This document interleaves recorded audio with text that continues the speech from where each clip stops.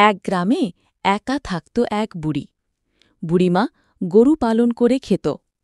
একদিন সকালে বনের ধারে গরুর খাবারের খোঁজে গেলে হঠাৎ এক ছোট্ট ভাল্লুক ছানার কান্নার শব্দ শুনতে পেল। বুড়ি গিয়ে দেখে ভাল্লুক ছানাটি তার মাকে হারিয়ে একা বসে কাঁদছে। বুড়ির মায়া হল। সে ভাল্লুক ছানাটিকে কোলে তুলে বাড়ি নিয়ে এলো। ধীরে ধীরে বুড়ি আর ভাল্লুকের মধ্যে গড়ে উঠল এক গভীর বন্ধুত্ব। ভাল্লুকটি দিনে দিনে বড় হতে লাগল। সে বুড়িকে পাহারা দিত, বাজারে ভারী জিনিস তুলে বাসায় আনত।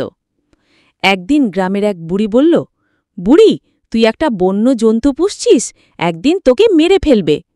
বুড়ি হেসে বলল, যে মানুষজন আমাকে একা ফেলে দিয়েছিল সেই ভাল্লুকই আমাকে ভালোবাসা দিয়েছে, সেই আমার আসল পরিবার। এরপর বুড়ি আর ভাল্লুক গ্রামের অনেকের মন জয় করে ফেলল।